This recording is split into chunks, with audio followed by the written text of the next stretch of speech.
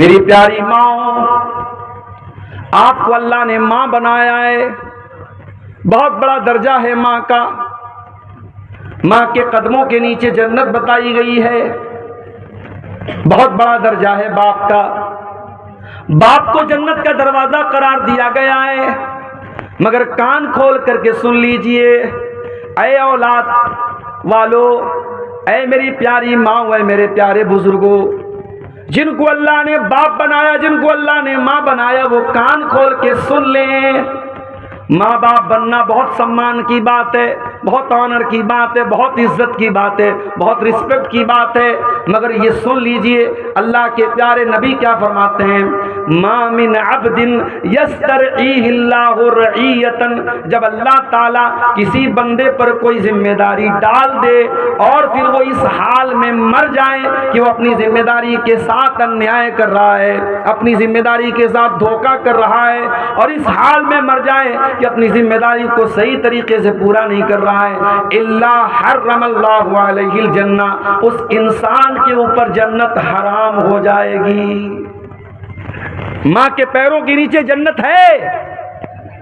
मगर जिस माँ को इस बात से कोई मतलब ना हो मेरी औलाद क्या कर रही है, जिस बाप को इससे कोई मतलब ना हो मेरा बेटा पैसा कमा के तो ला रहा है, कैसे ला रहा है, इससे कोई मतलब ना हो। अभी कल बनारस में एक साथी मुझे मिले, बनारस में साड़ी का कारोबार होता है। पिछले कुछ सालों से साड़ी का कारोबार बनारस का बहुत मंदी का शिकार है, बहुत परेशानी का शिकार है। बनारस के बहुत सारे जवान लड़के बेंगलोर में और सूरत में जाके काम करते हैं। उसने कहा मौलाना, कहने को तो लड़के पैसा कमाने गए, लेकिन जो लड़के बेंगलोर में जाकर के और सूरत में जाकर के काम कर रहे हैं, कड़वी सच्चाई ये है कि मौलाना साहब, वहां पर उनका कोई गार्जियन नहीं है, न माँ की डांट का डर है, न बाप की डांट का डर है, न वहां पे माँ है न बाप है, लड़का कमाने गया है। कहा मौलाना जितना कमा रहा है उसका आधा हिस्सा सिगरेट में, शराब में, नशे में, जुआ में अब वहां पे गंवा देता है। कहा कि अपने शहर में रहता था, अगर 5 टाइम की नमाज नहीं भी पढ़ता था तो कम से कम जुमा की नमाज में शामिल होता था।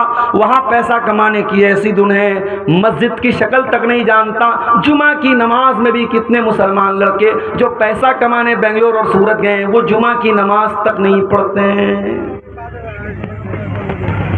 और आज मेरे एक दोस्त ने झारखंड से फोन किया, उन्होंने भी सेम यही बात बताई कि यहां झारखंड के बहुत सारे लड़के पूना में काम कर रहे हैं, वहां आसाम की जो राजधानी है गुवाहाटी, वहां पे काम कर रहे हैं, कलकत्ता में काम कर रहे हैं, उनका भी हाल यही है। बीड़ी, सिगरेट, नशा, नमाज से दूरी, अय्याशी, बदकारी, ये आज हमारे नौजवानों की पहचान बन चुकी है। मेरे प्यारे भाइयों, घर में बरकत आए तो कहां से आए, घर में सुकून आए तो कहां से आए। हाँ, पैसा तो आ रहा है, दौलत तो आ रही है, घर में अच्छा खाना तो बन रहा है, बच्चे अच्छा कपड़ा तो पहन रहे हैं, मकान तो आलीशान बन रहा है, लेकिन जब जिंदगी में नमाज नहीं, जब जिंदगी में अल्लाह का जिक्र नहीं, तो मेरे प्यारे भाइयों उस घर में बरकत कहां से आएगी, बरकत कहां से आएगी। हमारा घर आज मनहूस हो चुका है, माफ कीजिएगा मुझे, मेरे जुमले अगर कड़वे हो तो माफ कीजिएगा मुझे। हमने अपने घरों को मनहूस बना दिया। कोई जमाना था, सुबह नींद खुलती थी, बूढ़ी माँ मुसल्ले पर बैठ के नमाज पढ़ा करती थी, कुरान पढ़ा करती थी। मुसलमान के घर की शुरुआत कुरान से हुआ करती थी, नमाज से हुआ करती थी। आज रात में बिस्तर पे जाने के टाइम भी इंस्टाग्राम के वीडियोस देखे जा रहे हैं, फेसबुक के वीडियोस देखे जा रहे हैं, सुबह उठ करके भी नाच गाना ही देखा जा रहा है, म्यूजिक से शुरुआत हो रही है, म्यूजिक से खात्मा हो रहा है। ये हमारे घरों का हाल है। और घर के गार्जियन का हाल ये, वो घर में टाइम देने को तैयार नहीं है। अपनी जॉब से आने के बाद अपने काम से आने के बाद जो थोड़ा बहुत टाइम बच्चों के साथ गुजारने का मौका मिलता है, वो टाइम भी आज हम मोबाइल के साथ गुजार रहे हैं। बच्चों के हाथ में उनका अपना मोबाइल है, बाप के हाथ में अपना मोबाइल है, माँ के हाथ में अपना मोबाइल है। आज बच्चों को मोबाइल पाल रहा है, यूट्यूब पाल रहा है। आज बच्चों को माँ बाप नहीं पाल रहे हैं। अरबी का शायर कहता है, बड़ी सच्ची बात कहता है, लैसल यतीम मन इंतहा अबवाहु मिन हम्मिल हयाती व खल्लफाहु जलीला। अरे यतीम वो नहीं है, अनाथ वो नहीं है जिसका बाप उसको छोड़ के चला गया हो, जिसकी माँ उसको छोड़ के चली गई हो। अरे अनाथ तो वो बच्चा है। अरबी का शायर कहता है, इन्नल यतीम हुवल्लज़ी तल्का लहू उम्मन तखल्लत व बम मशगूला। जिसकी माँ के पास अपने बच्चे के लिए फुर्सत ना हो, जिसके बाप के पास अपने बच्चों के लिए समय ना हो। समय निकालो मेरे प्यारे साथियों। आइए अल्लाह के नबी की एक हदीस सुनाता हूं। ये हदीस याद कर लो, पूरी तकरीर का खुलासा इस हदीस के अंदर आज पेश कर रहा हूं। अल्लाह के प्यारे नबी फरमाते हैं, तूबा लिमन मलक लिसानहु व वसियहु बैतहु व बका अला खतीअतिही। तीन चीजों पर जो अमल करेगा, तीन चीजों को जो अपना लेगा वो कामयाब हो जाएगा, वो जन्नत में जाएगा। कौन सी तीन चीजें? नंबर 1, मलक लिसानहु, अपनी जबान पर कंट्रोल कर ले, जबान पे कंट्रोल कर ले। झूठ इसी जबान से, गाली गलौज इसी जबान से, गीबत इसी जबान से, चुगली इसी जुबान से, किसी की इज्जत पर हमला इसी जुबान से। जुबान पर कंट्रोल कर लो।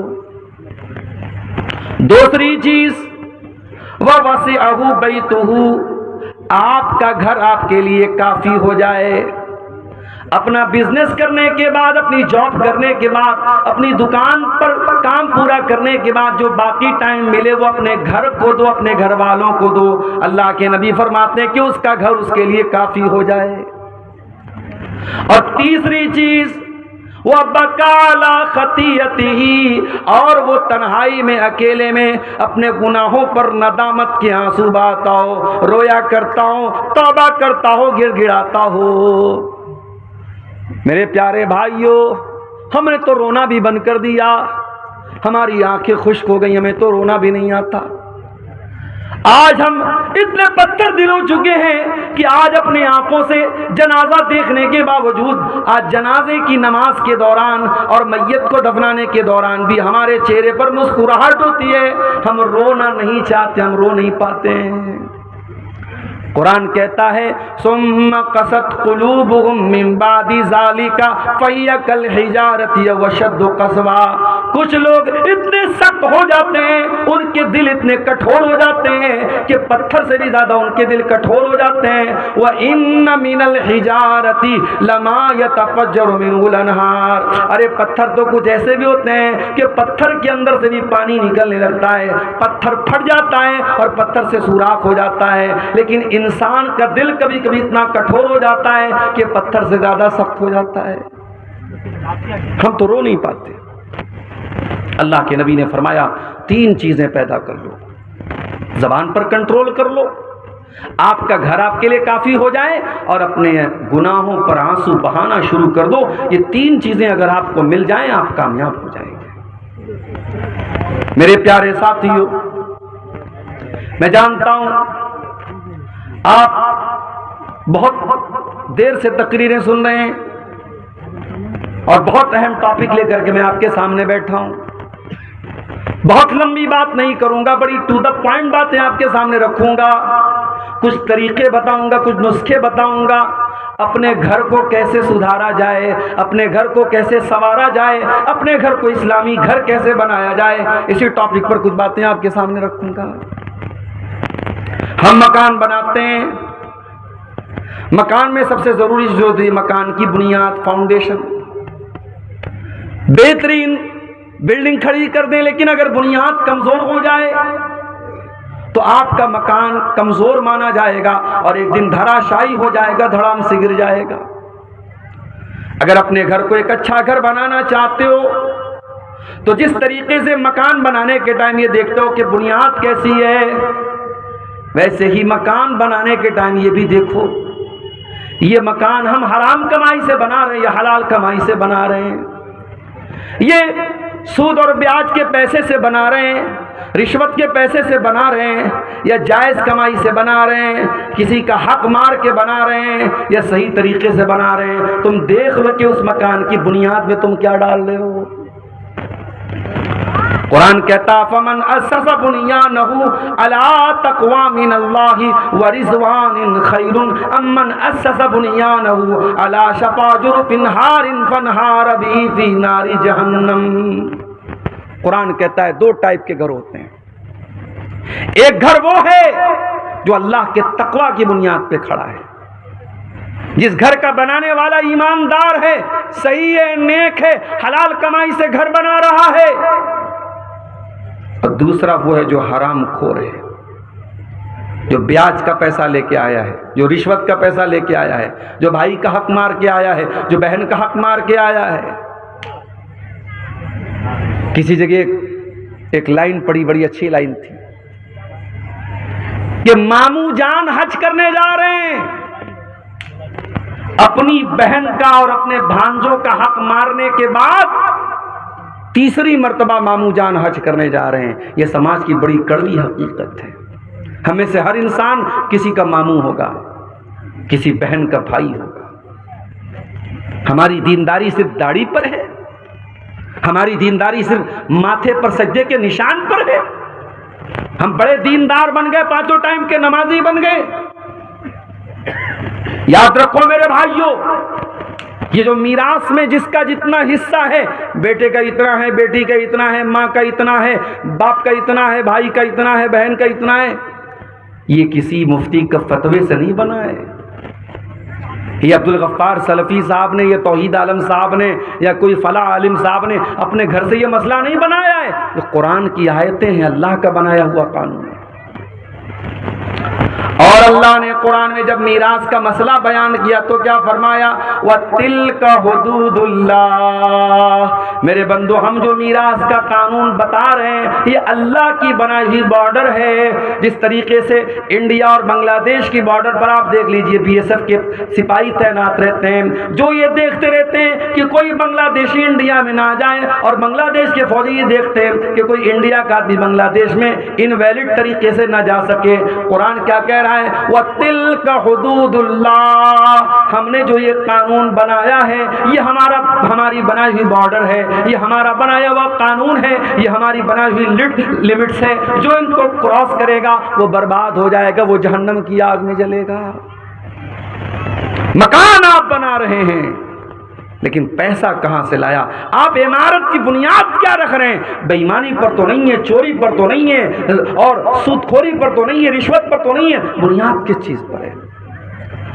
अल्लाह फरमाता है कि ऐ मेरे बंदो, एक इंसान अपने मकान को अल्लाह के तकवा और उसकी रजा की बुनियाद पे खड़ा कर रहा है, और दूसरा इंसान किसी गड्ढे के किनारे अपने मकान को बना रहा है और हराम तरीके से अपने मकान को बना रहा है। फनहार बिही फी नारी जहन्नम। और एक दिन आएगा उसका मकान गिर जाएगा और उसको जहन्नम में लेकर के चला जाएगा।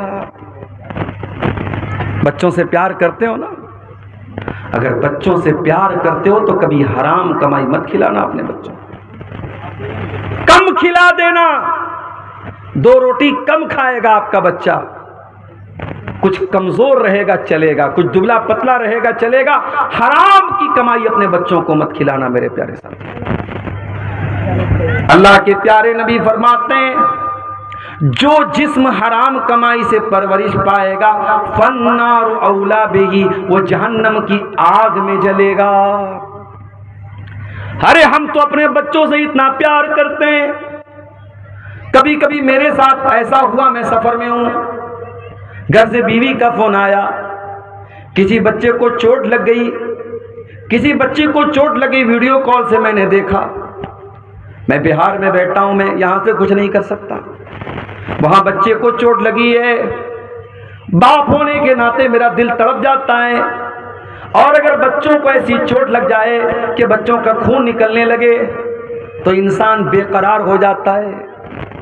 अपने बच्चों को हम जर्रा बराबर दुख और तकलीफ में नहीं देख सकते। मेरे प्यारे साथियों, हम जहन्नम की आग में अपने बच्चों को कैसे जलना पसंद करेंगे? इसीलिए अल्लाह के नबी फरमा रहे हैं, जो हराम कमाई अपने बच्चों को खिलाएगा, जो जिस्म हराम कमाई से परवरिश पाएगा, फन्नारु औला बिही, वो जिस्म जहन्नम की आग में जलेगा।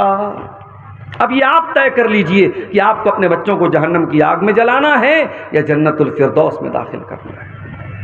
तो घर को अगर एक इस्लामी घर बनाना है तो पहला स्टेप याद कर लो मेरे प्यारे साथियों, हमें अपने घर की बुनियाद को सही रखना है। और आगे बढ़िए, घर में दाखिल होते हैं हम, सबसे पहले चौखट आती है। दरवाजे के पहले चौखट पर हम पैर रखते हैं, उसके बाद दरवाजे में दाखिल होते हैं। पता ये चला कि मकान की चौखट बहुत इंपॉर्टेंट होती है, बहुत महत्वपूर्ण होती है। जब तक दरवाजे की चौखट को सही न किया जाए तब तक मकान की एंट्री सही नहीं हो सकती। हमारे घरों की चौखट क्या है? आइए एक हदीस आपको सुना देता हूं। इब्राहीम अलैहिस्सलाम अपने बच्चे इस्माइल को मक्का में छोड़ के जाते हैं, अपनी बीवी हाजरा को मक्का में छोड़ के जाते हैं। इस्माइल वहीं पे रहते हैं, हाजरा वहीं पे रहती हैं, और वहीं पर इस्माइल जवान होते हैं, शादी होती है, उनकी बीवी उनके पास आती है। एक जमाना हो गया, इब्राहीम अलैहिस्सलाम अपने बच्चे से मिलने के लिए आते हैं। इत्तेफाक से जब घर में आते हैं तो इस्माइल घर पे नहीं होते, बहू होती है। इब्राहीम अलैहिस्सलाम पूछते हैं अपनी बहू से, गुजर बसर कैसी हो रही है? ये बहू थोड़ी नाशुक्री थी। ये कहती है, क्या बताऊं, बड़ी परेशानी हो रही है, बस जैसे तैसे गुजारा हो रहा है, बहुत दिक्कत चल रही है, बहुत परेशानी है, बहुत मुश्किल है। इब्राहीम अलैहिस्सलाम ने कहा कि बेटी, तुम्हारा शौहर आए तो मेरा सलाम कह देना और ये बता देना, अपने शौहर से ये कह देना कि गय्यर अतबता बाबिक, अपने दरवाजे की चौखट बदल ले। शाम को इस्माइल आए, आते ही अपने बाप की खुशबू महसूस की। पूछा, है मेरी बीवी, क्या कोई मेहमान आया था? कहा, एक बूढ़े आदमी आए थे। कहा, क्या कह रहे थे? कहा, तुमको सलाम कह रहे थे और कह रहे थे अपने दरवाजे की चौखट बदल दे। कहा, मेरी बीवी, तूने क्या कहा था? बीवी ने सारा माजरा सुनाया। कहा, क्या है मेरी बीवी, वो कोई और नहीं, वो मेरे बाप थे, वो तेरे ससुर थे, इब्राहीम अलैहिस्सलाम थे, और वो तेरी नाशुक्री से नाराज हो गए। तू एक पैगंबर की बीवी होने के बावजूद, एक नबी की बहू होने के बावजूद, तूने जो बात कही मेरे बाप को पसंद नहीं आई। मेरे बाप ने तुझे तलाक देने का ऑर्डर दिया है, इसलिए मैं आज से तुझको अपने निकाह से खारिज कर रहा हूं, आज से मैं तुझको तलाक दे रहा हूं। अब यहां पे थोड़ा सा रुक जाइए। हमारे घरों में क्या होता है, बहू ने खाना बनाया, शेरशाबादी लोग तो झोल बहुत ज़्यादा खाते हैं भाई, मसाला बहुत ज़्यादा खाते हैं, माफ़ कीजिएगा। बड़ा सोच समझ के हम लोग, जब जलसों का सीज़न आता है तो पेट की बड़ी हिफाजत करनी पड़ती है। बहुत मसाला खाते हैं आप लोग। अब भाई मसाला आप ज़्यादा खा रहे, बहू ने कम डाल दिया, वो भी मसला है। नमक आप ज़्यादा खाते, बहू ने कम डाल दिया, वो भी मसला। और नमक आप कम खाते, बहू ने ज़्यादा डाल दिया, वो और बड़ा मसला है। अब बहू ने खाने में नमक ज़्यादा कर दिया, ससुर को गुस्सा आया, ससुर ने कहा, चल अपने दरवाजे की चौखट बदल दे। तो क्या बेटा अपनी बीवी को तलाक दे देगा इब्राहीम अलैहिस्सलाम की सुन्नत पर अमल करते हुए? नहीं, रुक जाइए, अभी मैं हदीस को पूरा कर दूं, फिर मैं मतलब बताता हूं कि ऐसी सूरत में क्या किया जाए। इब्राहीम अलैहिस्सलाम ने अपने बहू के बारे में फरमाया कि दरवाजे की चौखट बदल दो। इस्माइल अलैहिस्सलाम ने तलाक दे दिया। कुछ दिनों के बाद इस्माइल अलैहिस्सलाम ने दूसरी शादी की और फिर एक मर्तबा इब्राहीम अपने बेटे से और बहू से मिलने के लिए आए।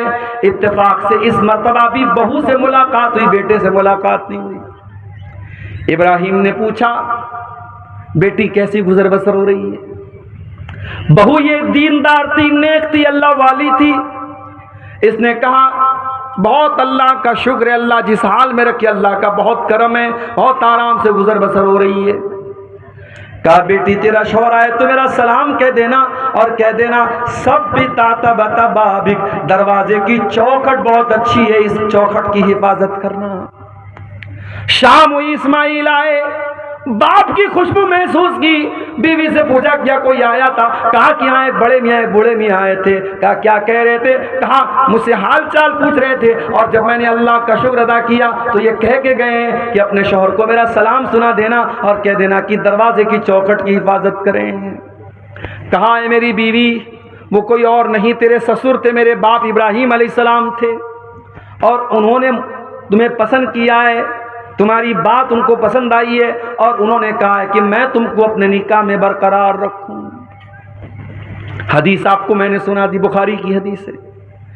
इस हदीस से दो बात पता चली।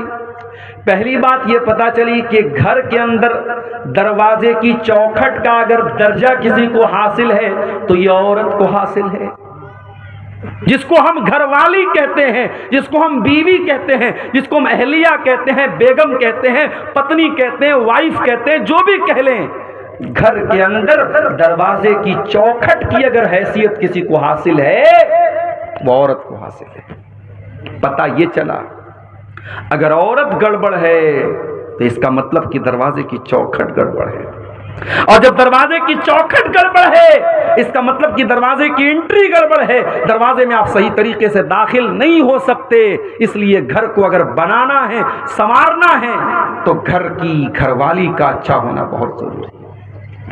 अब वो मसला भी सुन लीजिए, बहू ने खाने में झोल ज्यादा कर दिया, नमक ज्यादा कर दिया, ससुर को पसंद नहीं आया, सास को पसंद नहीं आया, ससुर ने कहा बेटे से तलाक दे दे, तो बेटा इतनी बात पर अपनी बीवी को तलाक नहीं देगा। अगर आपको ये लगता है कि इब्राहिम अलैहिस्सलाम के कहने पर इस्माइल ने तो तलाक दे दिया, तो कान खोल करके सुन लीजिए, अगर बाप इब्राहिम अलैहिस्सलाम के जैसा हो तब बाप के कहने पे बेटा तलाक दे देगा। हर बाप के कहने पर बेटा अपनी बीवी को तलाक नहीं देगा, वरना हर छोटी छोटी बात पे तलाक हो जाएगी। अगर इब्राहिम के जैसा बाप हो, उतना समझदार, उतना दूरअंदेश, उतना दीनदार, उतना होशियार, उतना जीनियस, उतना गहरी नजर रखने वाला, उतना अल्लाह वाला, तो अलग बात है। हर बाप को इस बात की इजाजत नहीं है, हर माँ को इस बात की इजाजत नहीं है कि वो बोले कि बहू को तलाक दे दो, बेटा तलाक दे दे। तो शौहर के घर की चौखट है बीवी। मेरे साथ मेरी प्यारी माँ बहनों, अगर आप पिंडाल के अंदर मौजूद हैं, मेरी आवाज आपके कानों तक पहुंच रही है, आप अपने बेटे के लिए जब बहू तलाश करने जाएं तो सिर्फ ये न देखें कि बहू कितनी खूबसूरत है, कितना रंग गोरा है, कितने अच्छे खानदान की है, कितने पैसे वाली है, कितना जहेज लेकर के आएगी। मेरी प्यारी माँ, आप जब अपने बेटे के लिए बीवी तलाश करने जाएं, आप अपने घर के लिए जब बहू लेने जाएं तो कान खोल के सुन लो, आप बहू लेने नहीं जा रही हैं, आप अपने दरवाजे की चौखट लेने जा रही हैं, और चौखट बहुत संभाल करके लाना। अल्लाह के नबी फरमाते हैं तुनकहुल मरातु लिअरबईन, जब औरत की शादी होती है तो चार चीजें औरत के अंदर देखी जाती हैं, ले मालिहा वले हसबिहा वले जमालिहा वले दीनिहा। कुछ लोग माल देखते हैं, कुछ लोग खानदान देखते हैं, कुछ लोग खूबसूरती देखते हैं और कुछ लोग दीनदारी देखते हैं। आपने फरमाया फज़फर बिज़ाति दीन, दीनदार औरत को घर में लेके आ जाओ, कामयाब हो जाओगे। दीनदार औरत को घर में लेके आ जाओ। मेरे प्यारे भाइयों, अल्लाह ताला ने औरत को ये खूबी, इस खूबी से भी नवाजा है कि औरत अपनी बात मनवा लेती है, कभी हंस के मनवा लेती है, कभी रो के मनवा लेती है, कभी मुस्कुरा के मनवा लेती है, कभी आंसू बहा के मनवा लेती है। मैंने औरत के ऊपर एक नज्म लिखी थी, उसमें मैंने एक शेर कहा था, वो शेर ऐसा था, कुदरत ने तुझे गर्मी जज्बात अता की। ऐ औरत, अल्लाह ताला ने तुझे जज्बात की कुव्वत अता की है, कुदरत ने तुझे गर्मी जज्बात अता की। वो ना तकवा के भरम तोड़ दे, वो नाज़ो अदा है। ऐ औरत, तेरे अंदर वो नाज है, वो अदा है, बड़े बड़े मुत्तकियों का तकवा तू तोड़ सकती है। अल्लाह ने तुझे नाज़ो अदा की ताकत दी है और अल्लाह ने तुझे जज्बात की ताकत भी दी है। जज्बात की ताकत औरत के अंदर होती है। फिरौन बहुत बड़ा जालिम था, किसी की बात नहीं सुनता था, बच्चों को कत्ल करवाने का ऑर्डर दिया था उसने। मगर जब अपनी बीवी उसकी जब बच्चा लेकर के आती है, जो मूसा अलैहिस्सलाम की शक्ल में वो बच्चा जब हजरत आसिया की गोद में पहुंचता है, फिरौन की बीवी की गोद में, और फिरौन की बीवी अपने शौहर से कहती है, ला तक़तुलूहु असा अन यनफ़अना औ नत्तख़िज़हु वलदा। ऐ मेरे सरताज, देखिए कितना खूबसूरत बच्चा है, कितना प्यारा बच्चा है, हम इस बच्चे को कत्ल न कीजिए, हम इस बच्चे को अपना बेटा बना लेंगे, अपना बेटा बना करके पालेंगे। अच्छा, फिरौन को कोई बेटा नहीं था। फिरौन अपने आप को खुदा कहता था, रब कहता था, भगवान कहता था, गॉड कहता था, और फिरौन अपनी बीवी को बेटा नहीं दे सका। ऐसे ऐसे तो खुदा गुजरे दुनिया में, ऐसे ऐसे खुदा गुजरे, अपने आप को खुदा कहता था और अपनी बीवी को बेटा नहीं दे सका, और दूसरे के बच्चे को बीवी कह रही कि इसे हम अपना बेटा बना लेते हैं। अल्लाहु अकबर। तो बीवी जो होती है वो बात मनवा लेती है मेरे समझे। बीवी चाहेगी आपकी सिगरेट छुड़वा देगी, बीवी चाहेगी आपका गुटखा छुड़वा देगी, बीवी चाहेगी आपको नमाजी बना देगी। मेरी प्यारी माँ बहनों, आप जब अपने शौहर से जिद करके 5,000 वाली साड़ी खरीद सकती हो, 10,000 वाला लहंगा खरीद सकती हो, 1,30,000 में सोना चल रहा है, सोने का जेवर मंगवा सकती हो, तो ऐ मेरी प्यारी माँ बहनों, आप अपने शौहर से बहुत सारे अच्छे काम भी करवा सकती हो। करवाने का तरीका होना चाहिए। अल्लाह के प्यारे नबी क्या फरमाते हैं, बड़े गौर से सुनिएगा। अल्लाह के नबी सल्लल्लाहु अलैहि वसल्लम फरमाते हैं, रहीमल्लाहु रजुलन काम मिनल लैल, अल्लाह ताला रहम नाजिल फरमाए, अल्लाह ताला रहमत नाजिल फरमाए उस आदमी के ऊपर जो रात में उठ करके तहज्जुद की नमाज पढ़ता है, वह आई कज़म रात, और अपनी बीवी को भी उठाता है, और बीवी अगर उठने से इनकार कर देती है तो बीवी के चेहरे पर पानी डाल के उठाता है हिम्मत बीवी के चेहरे पे पानी डालने की? कहीं ऐसा ना हो कि उधर आप पानी डालें और उधर बीवी लात मार दे। भाई आजकल ये भी तो हो रहा है, बीवी से पंगा लेने की किसमें हिम्मत है भाई? दुनिया में सबसे पंगा ले सकते, बीवी से नहीं ले सकते। वो एक लतीफा है, एक आदमी की बीवी बहुत शक करती थी उसके ऊपर, बड़ा परेशान रहता था, महीने में 2-4 दिन मायके जाती तो उसमें भी फोन पर फोन करती रहती थी, कहाँ हैं आप, क्या कर रहे हैं आप? डर था कि कहीं किसी दूसरी औरत के साथ तो नहीं है। एक मर्तबा मायके गई, बच्चे को छोड़ के गई थी, बच्चा भी छोड़ के गई थी कि नजर रखिए अपने बाप के ऊपर। मायके जाके फोन कर रही है शौहर को, कहाँ हैं आप? शौहर कह रहा कहाँ रहूंगा, घर पर हूं भाई, तुम्हारी इजाजत के बगैर कहाँ जा सकता हूं? कहा अच्छा घर पे हो, जाओ किचन में जाओ, किचन में जाओ और मिक्सर की आवाज मुझे सुना करके बताओ कि तुम घर में हो। शौहर ने मिक्सर की आवाज सुना दी, घर की आवाज आई, बीवी ने कहा अच्छा चलो भाई तसल्ली हो गई। दूसरे दिन फिर फोन किया बीवी ने, कहाँ हैं आप? शौहर ने कहा अरे बेगम मैं कहाँ रहूंगा, घर पर हूं। कहा चलिए मिक्सर की आवाज सुनाइए। शौहर ने फिर मिक्सर चालू करके सुना दिया, घर की आवाज आई। तीसरे दिन बीवी ने कहा इतना शरीफ मेरा शौहर कब से हो गया, रोजाना मैं फोन कर रही हूं, मुझे मिक्सर की आवाज सुना दे रहा है। तीसरे दिन बीवी सरप्राइज देने के लिए अचानक घर में आ गई। घर में आई तो शौहर गायब, बच्चा खेल रहा था। बच्चे से पूछा अरे तेरा बाप कहाँ है? कहा वो तो मिक्सर लेके गायब है 2 दिन से। तो कहते हैं कि अगर शौहर से बीवी शेर है तो शौहर सवा शेर भी बन सकता है भाई। तुम्हें सारा दिमाग तुम्ही को है थोड़ी, हमको भी तो थोड़ा बहुत दिमाग है।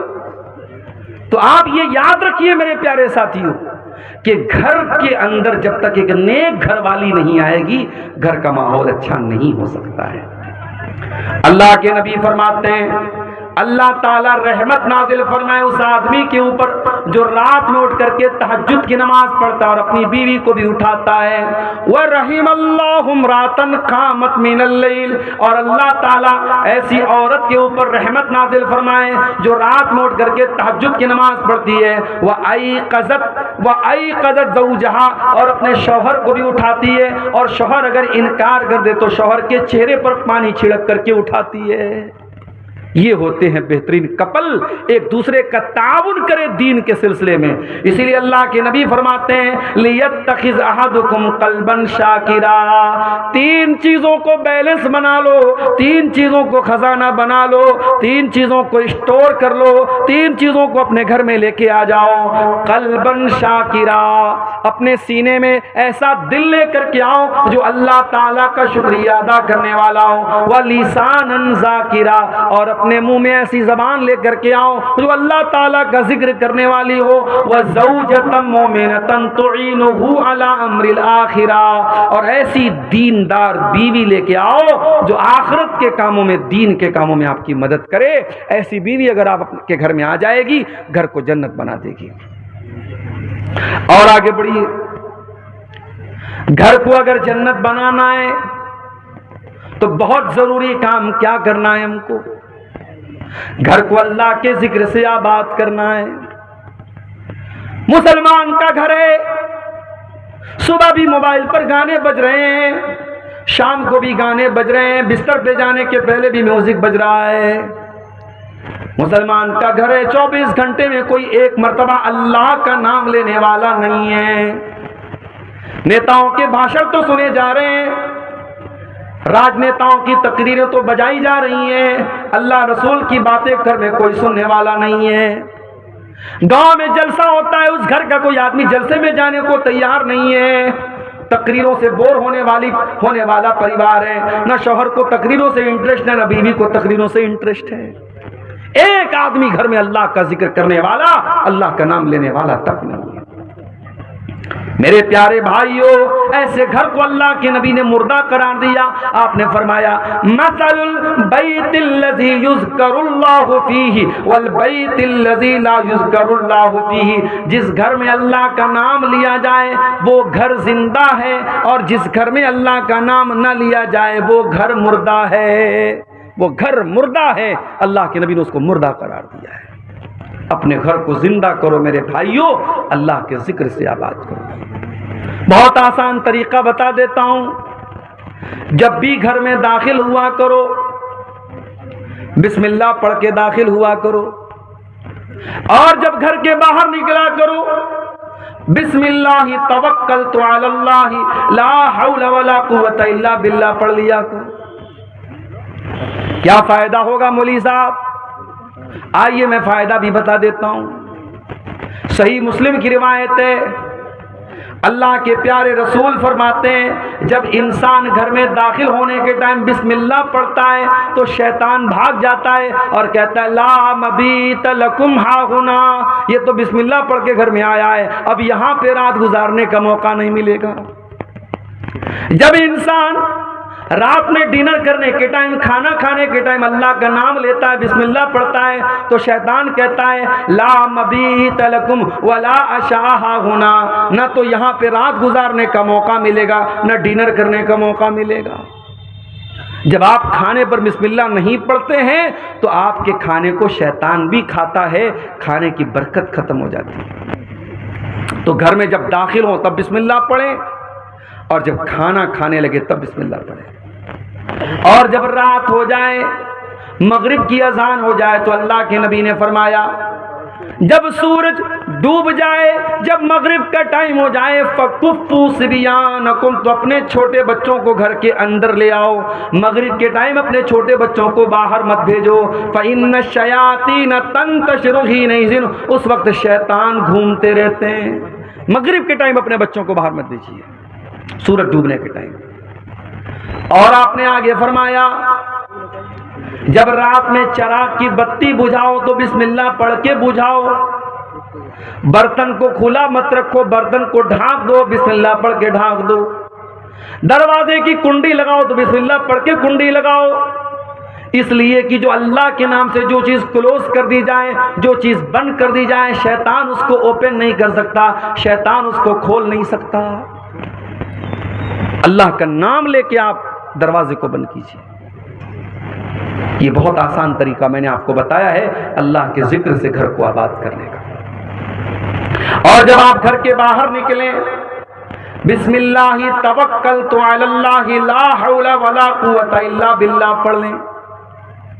ये दुआ जब आप पढ़ के निकलेंगे, शैतान आपके करीब नहीं आएगा, फरिश्ता आपकी हिफाजत करेगा, फरिश्ता आपसे कहेगा कद वकीता, आपको अल्लाह ताला की तरफ से बचा लिया गया। आप इतनी प्यारी दुआ पढ़ करके घर से निकलें, बहुत आसान है। बिस्मिल्लाहि तवक्कलतु अलल्लाहि ला हौला वला कुव्वता इल्ला बिल्लाह। बस रात में जब बिस्तर पे सोने जाओ, मेरी प्यारी माओ बहनों, अगर आप मेहनत मजदूरी करती हैं, खेतों में काम करती हैं, और मुझे मालूम है कि शेरशाबादी बिरादरी में माशाअल्लाह बहुत मेहनत करती हैं हमारे यहाँ की औरतें, आपका बदन जब थकावट से चूर हो जाए तो आइए मैं आपको वो तरीका बताता हूं जो तरीका अल्लाह के नबी ने अपनी बेटी को बताया था। क्या तरीका बताया था? हजरत फातिमा चक्की चलाती थी, उनके हाथों में छाले पड़ गए थे। हजरत अली भी बहुत मेहनत करते थे। दोनों शौहर बीवी अल्लाह के नबी के पास आए। हजरत अली ने कहा, अय अल्लाह के नबी, मैं इतनी मेहनत कर रहा हूं, हत्तशतकई तो सदरी, मेरे सीने में दर्द होने लगा है। हजरत फातिमा ने कहा, बाजान, आपकी बेटी चक्की चला चला के इस हालत को पहुंच चुकी है, हत्ता मजलत यदाया, मेरे हाथों में छाले पड़ गए हैं। अय अब्बा जान, मुझे पता चला है आपके पास कुछ गुलाम आए हैं, हो सके तो अपनी बेटी और दामाद को कुछ गुलाम दे दीजिए। नबी ने न बेटी को कोई गुलाम दिया, न दामाद को कोई गुलाम दिया। क्या फरमाया आपने? ला उती कुमा, ऐ मेरी बेटी फातिमा, ऐ मेरे दामाद अली, मैं तुम दोनों को गुलाम नहीं दे सकता, मैं तुम दोनों को कोई गुलाम नहीं दे सकता। क्यों नहीं दे सकता? क्योंकि मेरे जो मस्जिद के अंदर जो दीन सीखने वाले साहबाएं, असहाब सुफ़्फ़ा हैं, जो दीन के स्टूडेंट्स हैं, उनके पास खाने को अनाज नहीं है, उनके पास खाने को खाना नहीं है, उनके पास तन ढांपने को कपड़ा नहीं है। ऐ अली, ऐ फातिमा, जब तक मैं उनकी ज़रूरत को पूरी न कर दूं, मैं तुमको वो खादिम गुलाम नहीं दे सकता। हाँ, मैं उससे बेहतर तरीका तुमको बता रहा हूं। जब तुम रात में बिस्तर पे सोने जाओ तो 33 बार सुभान अल्लाह पढ़ लिया करो, 33 बार अल्हम्दुलिल्लाह पढ़ लिया करो, और 34 मरतबा अल्लाहु अकबर पढ़ लिया करो। फ़ज़ालिकुमा खैरुल लकुमा मिन खादिम, तुम्हें किसी खादिम की, किसी नौकर की ज़रूरत नहीं पड़ेगी। बताएंगे शायद बहुत अच्छे। मेरे भाइयों, नबी ने अपनी बेटी और दामाद को परेशानी के बावजूद गुलाम नहीं दिया। नबी ने तस्बीह सिखाई है, और हज़रत अली कहते हैं कि ये तस्बीह जिस दिन से नबी ने मुझको सिखाई है, उस दिन से लेकर के जब तक मैं जिंदा हूं, ये तस्बीह कभी मैंने छोड़ी नहीं है। सवाल करने वाले ने सवाल किया, है अली, आपकी जिंदगी में एक रात आई थी, सिफ़ीन की लड़ाई वाली रात, क्या उस रात भी आप ये तस्बीह पढ़ के सोए थे? कहा कि हाँ, उस रात में ये तस्बीह पढ़ के सोया था। मेरे प्यारे भाइयों, सहाबे किराम 2-2 घंटे तकरीरें नहीं सुनते थे, हाँ, जो सुनते थे अमल करते थे। नबी ने ये तस्बीह सिखाई तो इस तस्बीह के ऊपर हज़रत अली ने अमल किया, हज़रत फातिमा ने अमल किया। अपने घरों को अल्लाह के जिक्र से आबाद करो मेरे प्यारे साथियों, सुबह शाम के अज़कार पढ़ो। और आज अल्हम्दुलिल्लाह सबके हाथ में मोबाइल है, आप मोबाइल पर देख करके भी पढ़ सकते हैं। आप गूगल प्ले स्टोर पर जाएँ और दुआ की कोई अच्छी सी किताब डाउनलोड कर लें, उसमें सुबह शाम के अज़कार आपको मिल जाएंगे। सुबह शाम के अज़कार आप देख करके भी पढ़ें। आप यकीन करें, सुबह शाम के अज़कार आप पढ़ेंगे, बहुत सारी परेशानियों से आप बच जाएंगे। अब तो साहब इतने ज़्यादा केस आ रहे हैं, मैं जहाँ जा रहा हूँ, मौलवी साहब मेरी बेटी के ऊपर जिन्नात आ गया है, मेरी बेटी को जिन्नात परेशान कर रहा है, मेरे घर में जो है कोई साया है, कोई मसला है। क्यों आ रहे ये सारे मसले? क्योंकि हमने अपने घरों को मुर्दा बना दिया है। हमारे घरों में अल्लाह का जिक्र करने वाला कोई नहीं, अल्लाह का नाम लेने वाला कोई नहीं है। अल्लाह के नबी फरमाते हैं, इन्ना शैतान यनफिरु मिनल बैतिल्लज़ी तुक़रा फ़ीहि सूरतुल बक़रा, जिस घर में सूरह बकरा पढ़ी जाती है उस घर से शैतान भाग जाता है। एक साहब मुझसे पूछने लगे, मौलवी साहब अगर मोबाइल पर हम सूरह बकरा को चालू कर दें और बड़े बड़े स्पीकर लगा दें घर में, और सूरह बकरा की आवाज़ पूरे घर में गूंजे तो क्या शैतान भाग जाएगा? मैंने कहा भैया शैतान से पूछना पड़ेगा शैतान से कि वो मोबाइल पर चलने वाले कुरान की तिलावत से उसके ऊपर असर पड़ेगा कि नहीं। तो इस सवाल का जवाब तो शैतान ही दे सकता है। क्या हाल हो गया है हमारा। बर्गर और पिज्जा खाते खाते, फास्ट फूड खाते खाते हम इतने फास्ट हो गए, इतने शॉर्टकट तलाश करने लगे कि हमें कुरान पढ़ने में भी अब जो है सुस्ती हो रही है। हम चाहते हैं कि कुरान मोबाइल पर हम चला दें, हमें ना पढ़ना पड़े। बनारस में एक हमारे दोस्त ने, हाफिज कुरान हैं, उन्होंने कहा मौलवी साहब एक आदमी अपने घर में हमको बुला रहा है, 40 दिन तक सूरह बकरा पढ़ने के लिए कह रहा है और मुझको 5000 रुपया देगा। मैंने कहा खबरदार मत जाना वहां पे। मैंने कहा कुरान पढ़ने से शैतान भागता है, हदीस में आया है, मगर किराया दे करके किसी दूसरे को पढ़वा करके शैतान नहीं भागेगा, ये हदीस में नहीं आया। आपको खुद कुरान पढ़ना है। हमारे घरों में आज कुरान कोई पढ़ने वाला नहीं है मेरे साथ। एक नज्म है कुरान की फरियाद, कभी मौका मिले यूट्यूब पर सर्च कर लीजिएगा, मिल जाएगी आपको। कुरान फरियाद करता है, ताकों में सजाया जाता हूँ, दो दो के पिलाया जाता हूँ, आँखों से लगाया जाता हूँ, तावीज़ बनाया जाता हूँ। कुरान के साथ ये सब हो रहा है। कोई आँखों से लगा रहा है, कोई तावीज़ बना रहा है, कोई दो दो के पिला रहा है। कुरान पढ़ना कोई नहीं चाहता, कुरान पर अमल कोई नहीं करना चाहता। अल्लाह के नबी फरमाते हैं मसलुल बैतिल्लज़ी युज़करुल्लाहु फीही वल बैतिल्लज़ी ला युज़करुल्लाहु फीही। जिस घर में अल्लाह का नाम लिया जाए वो घर जिंदा है, और जिस घर में अल्लाह का नाम ना लिया जाए वो घर मुर्दा है। मैं आपको 1400 साल पीछे लेके चलता हूं।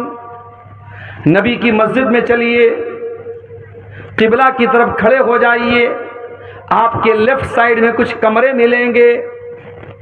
ये छोटे छोटे कमरे हैं, मिट्टी का फर्श है, कच्ची ईंटों की दीवार है, और खजूर के तने का पिलर है, और खजूर की टहनियों का छप्पर है। इन कमरों में टाइल्स नहीं लगा है, इन कमरों में मार्बल नहीं लगा है, इन कमरों में सीमेंट की दीवार नहीं है, इन कमरों में कोई पेंट नहीं हुआ है, मगर अल्लाह की कसम ये कमरे बड़े बरकत वाले हैं। इन कमरों में जनाब मोहम्मद रसूलुल्लाह सल्लल्लाहु अलैहि वसल्लम रहते हैं। इन कमरों में इस उम्मत की माएँ रहती हैं, इन कमरों में नबी अकरम की बीवियां रहती हैं। ये कमरे कितने ऊंचे हैं। सईद इब्ने मुसय्यब कहते हैं मैं उस्मान गनी के दौर में नबी के कमरे में गया, मैंने हाथ उठाया, मेरा हाथ मकान की छत में टच हो गया, यानी छत भी बहुत ज्यादा ऊंची नहीं थी। और कमरे का स्पेस कितना था, कमरे का क्षेत्रफल कितना था, कितना बड़ा कमरा था। इतना बड़ा कमरा था कि अल्लाह के प्यारे नबी जब तहज्जुद की नमाज पढ़ा करते थे तो सजदे में जाने के टाइम हजरत आयशा को अपना पैर हटाना पड़ता था, यानी उस कमरे में इतनी गुंजाइश भी नहीं थी कि हजरत आयशा लेटी हो और अल्लाह के प्यारे नबी आराम से सजदा कर सकें। ये छोटे छोटे कमरे थे मेरे प्यारे साथी, ये कमरे छोटे थे, लेकिन इन कमरों में कुरान उतरता था, इन कमरों में बरकत उतरती थी, इन कमरों में नूर उतरता था, इन कमरों में अल्लाह के प्यारे नबी रहा करते थे, इन कमरों में रात में कुरान पढ़ा जाता था, तहज्जुद पढ़ी जाती थी, अल्लाह के नबी रातों को रोया करते थे। सलाम उस पर जो उम्मत के लिए रातों को रोता था, सलाम उस पर जो फर्शे खाक पर जाड़े में सोता था, सलाम उस पर के जिसके घर में चांदी थी न सोना था, सलाम उस पर के टूटा बोरिया जिसका बिछौना था। उस नबी ने हमको बताया कि मकान में बरकत अल्लाह को याद करने से आती है, मकान को आलीशान बनाने से मकान खूबसूरत नहीं होता है मेरे साथी। और आगे बढ़िए, घर को अगर दीनदारी वाला घर बनाना, इस्लामी घर बनाना है, घर के हर फर्द को नमाजी बनना पड़ेगा। माँ भी नमाजी हो, बाप भी नमाजी हो, भाई भी नमाजी हो, बेटा भी नमाजी हो।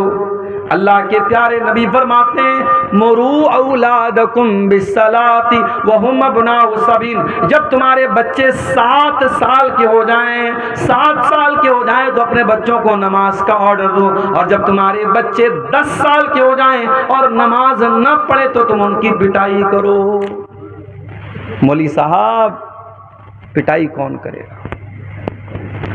फजर की अजान तक जलसे चलते हैं सीमांचल में, और जलसा खत्म होते ही पब्लिक अपने घरों को जाती है और उस गांव की छोटी सी मस्जिद में चंद नमाजी नमाज पढ़ते हैं। ये आज हमारा हाल है। मस्जिद तो बना ली शब भर में ईमान की हरारत वालों ने, मस्जिद तो बना ली शब भर में ईमान की हरारत वालों ने, मन अपना पुराना पापी था बरसों में नमाजी बन न सका। अरे जब हम नमाजी बनेंगे तब ना अपने बच्चों को नमाजी बनाएंगे, जब हम खुद ही बेनमाजी तो क्या बच्चों को नमाजी बनाएंगे? अपने बच्चों को नमाजी बनाना तो पहले खुद नमाजी बनना पड़ेगा। कुरान कहता है वअमुर अहलका बिस्सलाति वस्तबिर अलैहा, ऐ मेरे नबी नमाज का अपने घर वालों को हुक्म दीजिए और खुद भी नमाज की पाबंदी कीजिए। ला नसअलुका रिज़्क़ा, और ऐ नमाज पढ़ने वाले तेरी नमाज से तेरी रोजी रोटी पर कोई फर्क नहीं पड़ेगा, तेरी रोजी में कोई कमी नहीं आएगी। हम तुझसे तेरी रोजी नहीं मांगते, हम तो खुद तुझको रोजी देते हैं। अगर 10 मिनट के लिए तू दुकान बंद कर देगा तो क्या मक्का में दुकान बंद नहीं होती, मदीना में दुकान बंद नहीं होती? मक्के और मदीने में दुकान बंद हो जाती है और उसके बावजूद अल्लाह ताला उनको देता है, नमाज के टाइम उनकी दुकान बंद हो जाती है। तो नमाज की पाबंदी करो मेरे प्यारे साथियों। कुरान कहता है वज़कुर फिल किताब इस्माइल, और याद करो किताब में कुरान में इस्माइल को, इन्नहु काना सादिक़ल वादी व काना रसूलन नबिया। इस्माइल अल्लाह के सच्चे नबी थे।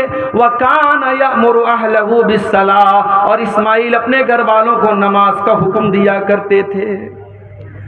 इब्राहीम अलैहिस्सलाम क्या दुआ करते अल्लाह ताला से? रब्बि जअलनी मुक़ीमस्सलाह, ऐ अल्लाह तो मुझे नमाज कायम करने वाला बना दे। व मिन ज़ुर्रियती, और ऐ अल्लाह मेरी औलाद को भी तू नमाज कायम करने वाला बना दे, मुझे भी नमाजी बना दे, मेरी औलाद को भी नमाजी बना दे। नमाज का माहौल घर में पैदा कीजिए, आप खुद भी नमाज पढ़िए, बच्चों को भी नमाजी बनाइए।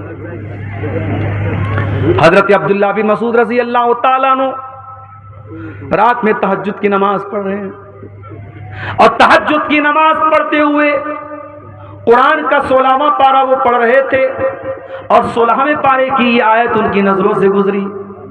जब हजरत मूसा अलैहिस्सलाम और हजरत खज़िर अलैहिस्सलाम दोनों जा रहे थे और एक मकान की दीवार गिरने वाली थी, कुरान कहता है हजरत खज़िर ने उस मकान की दीवार को ठीक कर दिया।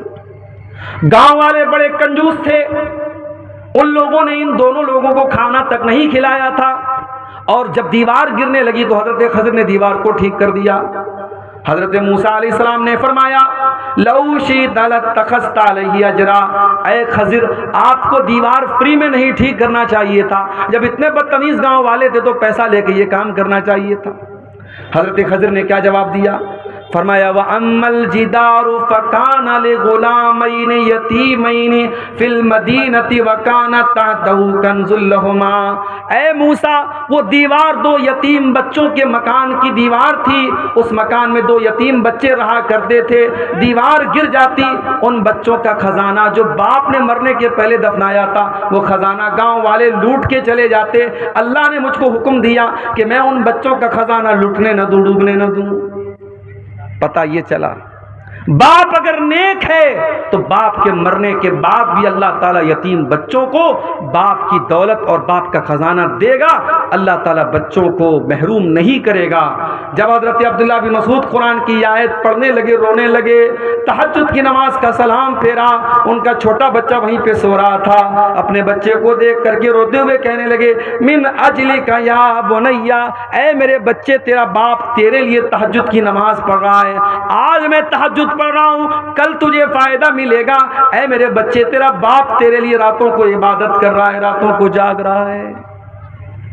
अपने बच्चों का अगर बेहतर भविष्य चाहते हो, अपने बच्चों का फ्यूचर चाहते हो, तो नेक बनो, दीनदार बनो, नमाजी बनो, इंशाअल्लाह आपके बच्चे भी दीनदार बनेंगे मेरे प्यारे सच्चे। ये कोई फख्र की बात नहीं, मेरे 8 बच्चे, मेरे 7 बच्चे। फख्र की बात यह है कि आपका एक ही बच्चा हो लेकिन इस लायक हो कि आपका इंतकाल हो तो वो जनाजे की नमाज पढ़ सके, दुआएं उसको आती हो। आपका बेटा, आपकी बेटी जब दुआ के लिए हाथ उठाए तो ये कह सके रब्बिरहम्हुमा कमा रब्बयानी सगीरा, ऐ अल्लाह मेरे माँ बाप पर रहम फरमा जिस तरीके से बचपन में उन्होंने मुझको पाला है।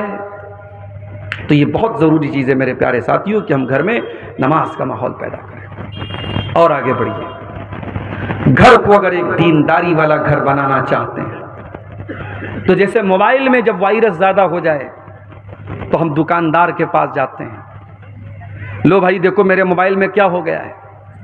तो दुकानदार कहता है कि भाई साहब आपके मोबाइल में वायरस आ गया है, क्या करना पड़ेगा, इसमें एंटी वायरस डालना पड़ेगा, इसकी मोबाइल की मेमोरी को क्लीन करना पड़ेगा, मेमोरी से बहुत सारी चीज़ों को डिलीट करना पड़ेगा। अगर घर को दीनदारी वाला घर बनाना चाहते हो तो 5 चीज़ों को डिलीट कर दो अपने घर से, 5 चीज़ों को डिलीट कर दो, निकाल दो अपने घर से। नंबर 1, अपने घर से तस्वीरों को निकाल दो। ला तदखुलुल मलाइकतु बैतन फीहि कल्बुन वला सूरा, अल्लाह की रहमत के फरिश्ते उस घर में नहीं आते जिस घर में कुत्ता हो या जिस घर में तस्वीर हो।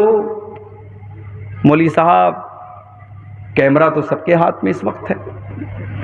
अब तो हम लोग तकरीर करने जाते हैं तो लोग कहते हैं मौली साहब एक सेल्फी ले लो, सेल्फी विद सेल्फी। तो कैमरे की तस्वीरें तो आज मेरी भी मौजूद है सोशल मीडिया पर, और आप कह रहे हैं कि अल्लाह की रहमत के फरिश्ते नहीं आते जिस घर में तस्वीर हो। तो कैमरे की जो तस्वीर है उसके बारे में उलमा का इख्तलाफ है, और उलमा की एक जमात का कहना है कि कैमरे की तस्वीर हराम नहीं है, क्योंकि कैमरे की जो तस्वीर होती है वो कोई पेंटिंग नहीं है कि जिसमें नाक कान आंख बनाया जाए। कैमरा तो बस एक अक्स ले लेता है सामने वाले का, एक प्रतिबिंब है, एक छाया है। और हदीस में जिस तस्वीर को हराम कहा गया है वो तस्वीर वो है जिसमें हम नाक का नाक पूरा बनाते हो। लेकिन आप ये सोचिए, मूर्ति की शक्ल में या पेंटिंग की शक्ल में, किसी भी शक्ल में, मूर्ति तो बहरहाल वो उसको मुजस्समा बोलते हैं, लेकिन आज के ज़माने में भी पेंटिंग अलग होती है। आपने सुना होगा मकबूल फिदा हुसैन नाम का एक आदमी था, वो पेंटर था बहुत बड़ा, उसकी पेंटिंग करोड़ों में बिकती थी। तो पेंटिंग एक अलग चीज़ है, कैमरे की तस्वीर एक अलग चीज़ है। फिर भी बहुत सारे उलमा का ये कहना है कि कैमरे की तस्वीर से भी हमें परहेज़ करना चाहिए, और कैमरे की तस्वीर को प्रिंट करके उसको एल्बम बनाना और कमरे में सजाना। मैं एक मकान में गया, एक साहब अपने कमरे में, चूँकि हम लोग कहीं जाते हैं तो आदमी सोचता है कि अच्छी मेहमान नवाजी अच्छी की जाए, वो अपने कमरे में लेके गए तो देखा कि कमरे के किनारे एक तस्वीर लगी है, एक तरफ मोहतरम की तस्वीर, एक तरफ मोहतरमा की तस्वीर है। शादी की सालगिरह पर उन्होंने अपनी बीवी को सरप्राइज़ दिया था। मैंने पूछा तो शर्माने लगे। मैंने कहा भैया इस तस्वीर को अलमारी में रख दो, ये क्यों यहाँ पे आप बाहर लगाए? तो तस्वीर आज हमारे घरों में बाकायदा एल्बम की शक्ल में कमरों में लोग लगा रहे हैं, ये गलत है, और हमें और आपको इससे परहेज करना चाहिए। तस्वीरों को घर से निकाल दो। हाँ, मोबाइल की तस्वीरें जहां तक बात है, जरूरत पड़ने पर आप बच्चों की यादगार के लिए कुछ फोटो अगर आपने ली है, मोबाइल के कैमरे में है, मोबाइल की गैलरी में है, उसकी गुंजाइश बन सकती है, मगर उसमें भी हमें इस बात का लिहाज रखना चाहिए। लोग अपनी बीवी की एक से एक फ़ोटो लेते हैं और उसके बाद दोस्तों के हाथ में मोबाइल थमा देते हैं, तो ये तो बेपर्दगी की बात है। आपकी बीवी का फ़ोटो आपका दोस्त देखे, ये तो गलत बात है। इसलिए हमें और आपको अगर कैमरे में, हमारे मोबाइल में पर्सनल तस्वीरें, हमारी बीवी की तस्वीरें हैं, जवान बेटे की तस्वीरें हैं, घर की औरतों की तस्वीरें हैं, तो उनको हमें बहुत एहतियात के साथ यूज़ करना चाहिए कि कहीं बेपर्दगी ना हो। दूसरी चीज़ जिसको घर से निकालना है, घर के अंदर कोई तावीज़ नहीं होना चाहिए। बाज़ घरों में आप दाखिल होइए, मकान में दाखिल होने के साथ साथ ही एक पर्ची लटकी रहती है, उस पर लिखा रहता है दुकान और मकान की खैर व बरकत के लिए, और नीचे उल्टी सीधी गिनतियां लिखी रहती हैं 420 9 2 11। देखा कि नहीं आपने? कहीं कहीं दुकानों पे लगा रहता है, मकान पे लिखा रहता है। मुझे ये बात समझ में नहीं आती कि ये गिनती लिखने से शैतान कैसे भागेगा। भाई आप दुनिया में किसी का नाम लेने के बजाय गिनती लेके बुलाएं, ए भाई 72 इधर आओ, ए भाई 78 इधर आओ, नाराज हो जाएगा, भाई मेरा नाम 72 थोड़ी है। आप बिस्मिल्लाहिर्रहमानिर्रहीम के बजाय 786 लिख रहे हैं, आप मोहम्मद सल्लल्लाहु अलैहि वसल्लम के बजाय 92 लिख रहे हैं, आपने गिनती बना के रखी है। ये इस्लाम का तसव्वुर नहीं है मेरे प्यारे साथियों। और ये भी सुन लीजिए कि घर में कुरान की आयतों को लटकाने से भी बरकत नहीं आएगी। डॉक्टर आपको दवा देता है पीने के लिए, घर में आप आने के बाद सिरप को गले में नहीं लटकाते, टैबलेट को गले में नहीं लटकाते, टैबलेट को पीते हैं, सिरप को पीते हैं। उसी तरीके से कुरान को पढ़ने से शिफा मिलती है, कुरान को पढ़ने से बरकत आती है, कुरान लटकाने से बरकत नहीं आती है। बड़ा सख्त फतवा है उलमा का। बाज़ लोग क्या करते हैं, मकान के दरवाजे पे बड़े बड़े अक्षरों में लिखते हैं हाजा मिन फजल रब्बी। हराम कमाई के पैसा से घर बनाए और हाजा मिन फजल रब्बी लिखते हो, बेहुदा है। सूद ब्याज के पैसे से मकान बनाया है और सामने क्या लिखा, हाजा मिन फजल रब्बी। तेरे हाजा मिन फजल रब्बी लिखने से तेरा मकान ठीक हो जाएगा। और घर में लोग डेकोरेशन के लिए आयतल कुर्सी लगा रहे हैं, ला इलाहा इल्लल्लाह मुहम्मद रसूलुल्लाह लिख रहे हैं। नहीं लिखना चाहिए।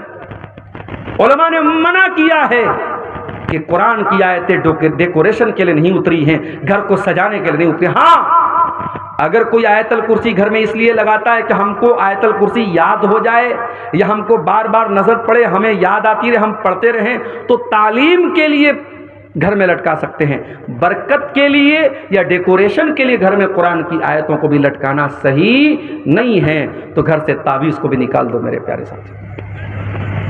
तीसरी चीज जो घर से निकालना है, गाने बजाने के आलात को घर से निकाल दो। अल्लाह के नबी फरमाते हैं क़यामत के पहले वो दौर आएगा, शराब को नाम बदल बदल के पिया जाएगा। वअन तज़हरल क़ैनातु अला रुऊसिन नास, और नाचने गाने वाली लड़कियां लोगों के कानों पर जाके बैठ जाएंगी। जब नबी ने सहाबा को ये हदीस सुनाई होगी, सहाबा को समझ में नहीं आई होगी। आज हेडफोन लगाने वालों को ये हदीस समझ में आ जाएगी, आज एयरपॉड लगाने वालों को ये हदीस समझ में आ जाएगी। बाइक चला रहा है, मस्त बना हुआ है, गाना सुन रहा है, फेवरेट अपना बॉलीवुड का गाना सुन रहा है। सामने से ट्रैक्टर ने मारा, तेरी रूह परवाज हो गई, तेरी जान निकल गई, तो गाना सुनते हुए दुनिया से गया है। और कयामत के दिन जब तू उठेगा तो वही गाना सुनते हुए तो कयामत के दिन उठेगा। जिस हाल में इंसान मरेगा उसी हाल में कयामत के दिन उठाया जाएगा। अपने घरों को नाच गानों से दूर रखो मेरे साथियों। कटिहार और पूर्णिया के इंग्लिश मीडियम स्कूल में हमारी बेटियां पढ़ रही हैं। स्कूल का एनुअल फंक्शन है। टीचर ने आपसे कहा कि आपकी बेटी से हम डांस करवाना चाहते हैं, बहुत अच्छा डांस करती है आपकी बेटी। आपने कहा बहुत अच्छी बात है, हमारी बेटी डांस करेगी, हम देखेंगे। स्कूल का एनुअल फंक्शन हो रहा है, आपकी 12-13 साल की जवानी की दहलीज पर कदम रखने वाली लड़की डांस कर रही है और आप वीडियो बना रहे, फक्र से स्टेटस लगा रहे, साहब मेरी बेटी बड़ा अच्छा डांस करती है। ये मुसलमान है जिन्हें देख के शर्म आई। और अभी तक तो ये हराम काम स्कूलों में होता था, ये इंग्लिश मीडियम स्कूलों में होता था, अब मदरसों में ये काम भी हो रहा है। हाँ, नाम बदल दिया गया, वहां डांस हो रहा था, यहां एक्शन हो रहा है जी। लड़कियां नज़्म पढ़ रही हैं, ऐसे ऐसे झूम रही हैं, गा रही हैं, और उसको क्या, उसका बड़ा अच्छा नाम रख दिया, एक्शन हो रहा है। शर्म आनी चाहिए और चुल्लू और पानी में डूब मरना चाहिए। अपनी कौम की बच्चियों की हम नुमाइश कर रहे हैं पूरी दुनिया के सामने। अपने घर से निकाल के फेंक दो नाच गाने को। इस नाच गाने की आवाज को आपके नबी नापसंद करते थे, शैतान की आवाज करार दिया आपने। आज बड़े बड़े मुत्तकी दाढ़ी वाले, सजदा करने वाले, उनके मोबाइलों पर भी इंस्टाग्राम और स्नैपचैट और फेसबुक और अला और बला के जरिए उनके मोबाइल पर भी गाना बज रहा है। चौथी चीज जो घर से निकाल के बाहर फेंकना है, एंटीवायरस डालना है, वायरस निकाल देना है। बेहयाई को अपने घर से निकाल दो, बेपर्दगी को निकाल दो। कहीं ऐसा ना हो कि साल के 359 दिन तो आपके घर में पर्दा होता हो, लेकिन शादी वाले दिन आपने भी अपनी आंखें बंद कर ली। मौलवी साहब आज तो शादी है, आज इजाजत है बेपर्दगी की। कुरान की कौन सी आयत है और नबी अकरम की कौन सी हदीस है जो शादी ब्याह के मौके पर आपके घर की औरतों को खूबसूरत कपड़े पहन के, लिपस्टिक लगा के, पाउडर लगा के, क्रीम लगा के, सज करके, सवर करके दुनिया के सामने नुमाइश करने की इजाजत देती है? और मुझे तो हैरत होती है कि आपके सीमांचल के जलसों में भी औरतें आती हैं और बाकायदा तैयार होकर के माएँ अपनी बच्चियों को तैयार करके लेके जाती हैं और बगैर किसी पर्दे के खूबसूरत मेकअप से सजा करके, सवार करके उन लड़कियों को जलसों में लेकर के आया जाता है। माफ करना मेरे प्यारे भाइयों, अकबर इलाहाबादी ने बिल्कुल सही कहा था, बेपर्दा नजर आई कल जो चंद बीबियां, अकबर ज़मीं में गैरत कौमी से गड़ गया।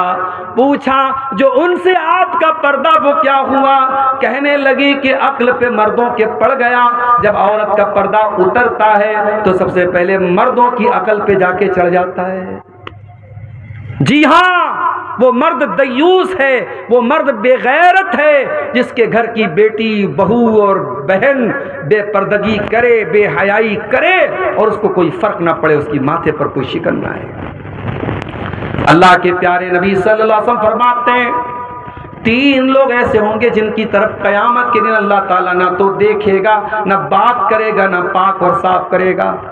नंबर 1 अल-आक़ुल वालिदैहि, अपने माँ बाप से रिश्ता तोड़ देने वाला। नंबर 2 अल-मरअतुल मुतरज्जिला, मर्दों की नकल करने वाली औरत। और नंबर 3 अद-दयूस, वो बेगैरत मर्द जिसके घर में बेगैरती हो रही और उसको कोई फर्क ना पड़ रहा हो। तो बेहयाई को घर से निकाल दो मेरे साथी। और ये भी याद रखो, जब बेटियां जवान हो जाएं तो उनको बता दो कि कौन तेरा महरम है और कौन तेरा गैर महरम है। एक दिन यूट्यूब पर एक वीडियो मैंने देखा, आजकल बच्चियों के साथ सेक्सुअल हरासमेंट बहुत हो रहा है। कभी कभी अपने रिश्तेदार, लड़की का चाचा, लड़की का मामू, लड़की का चचाजाद भाई, ये सब सेक्सुअल हरासमेंट करते हैं, बच्चियों को, छोटी बच्चियों को परेशान करते हैं। तो YouTube पर मैंने एक वीडियो देखा कि छोटे बच्चों को सिखाने की, उसमें सिखाया जा रहा था, ट्रेनिंग दी जा रही थी कि बच्चों को सिखाया जाए बचपन से ही कि गुड टच क्या होता है, बैड टच क्या होता है। अगर कोई भी आदमी अगर लड़की को गलत तरीके से टच कर रहा है तो लड़की समझ जाए कि हाँ ये बैड टच है और लड़की अपने माँ बाप से शिकायत करे। ये एक तालीम आज स्कूलों में भी दी जा रही है और हमारी भारत सरकार भी इसको दे रही है और ठीक है, इस पर हमें कोई एतराज़ नहीं है। लेकिन एक चीज़ और है, जब हमारी बेटियां जवान हो जाएं, एडल्ट हो जाएं, समझदार हो जाएं, तो हमें एक चीज़ और करनी चाहिए। या तो हम उनको दीनी तालीम दें, मदरसे में पढ़ाएं, या आज घर के अंदर ऑनलाइन भी दीनी तालीम दी जा सकती है। किसी भी तरीके से उन बच्चियों को ये बताया जाए कि ऐ मुसलमान लड़की, जब तू जवान हो गई, बालिग हो गई, तो घर से जब तुझको निकलना है तो पर्दे में निकलना है। और घर के अंदर भी जो रिश्तेदार तेरे गैर महरम हैं, जैसे खाला के लड़के, जैसे मामू के लड़के, जैसे चाचा के लड़के, जैसे ताया के लड़के, ये जब तू जवान हो गई और वो लड़के भी जवान हैं तो वो तेरे लिए गैर महरम है। उनसे दोस्ती रखना, उनसे अकेले में मिलना, उनके सामने बिला वजह आना, ये तमाम चीज़ें गलत हैं। अपनी जवान बेटियों को ये भी सिखाया जाए, महरम गैर महरम का फ़र्क भी उनको बताया जाए। भाभी को मायके छोड़ना है, कौन छोड़ने जा रहा है? देवर जा रहा है, शौहर नहीं जा रहा है। शौहर छोड़ने चला जाएगा तो नाक कट जाएगी, कौन छोड़ने जा रहा है? जवान देवर जा रहा है, बाइक पर बैठा है, बहू उससे कंधे से कंधा सटा के बाइक पे जाए। ये कैसी बेगैरती है जो आज हमारे इलाके में आ चुकी है। जीजा साली को घुमा रहा है और कहावत है साली आधी घर वाली। माफ करना मेरे प्यारे साथियों, किसी ने जिसने ये कहावत बनाई है साली आधी घरवाली, उसकी नीयत खराब होगी, उसकी सोच खराब होगी। इस्लाम में साली कोई आधी घरवाली नहीं है, साली आपके लिए गैर महरम है और साली को अपने जीजा के सामने आने से परहेज करना चाहिए। आप अपने जीजा जी को भाईजान, पता नहीं आपके सीमांचल में क्या बोलते हैं, कटिहार में, पूर्णिया में क्या बोलते हैं, हमारे यहाँ के भाईजान बोलते हैं। जीजा को भाईजान बोलते हैं, बहन के शौहर को भाईजान बोलते हैं। तो भाईजान बोल देने से वो आपके भाई नहीं हो जाते हैं। एक लिमिट होनी चाहिए, एक पर्दा होना चाहिए मेरे प्यारे साथी। नबी अकरम के पास एक सहाबी आते हैं, सवाल करते हैं, अफरअयतल हमवा या रसूल अल्लाह, अय अल्लाह के नबी, क्या देवर भी भाभी के पास अकेले में नहीं जा सकता? जीजा साली के पास अकेले में नहीं जा सकता? आज आपके बनारस के करीब में मऊ में जानता हूँ, मुबारकपुर में जानता हूँ, आजमगढ़ में जानता हूँ, आपके सीमांचल के भी बहुत सारे इलाकों में ये चीज़ मिल जाएगी।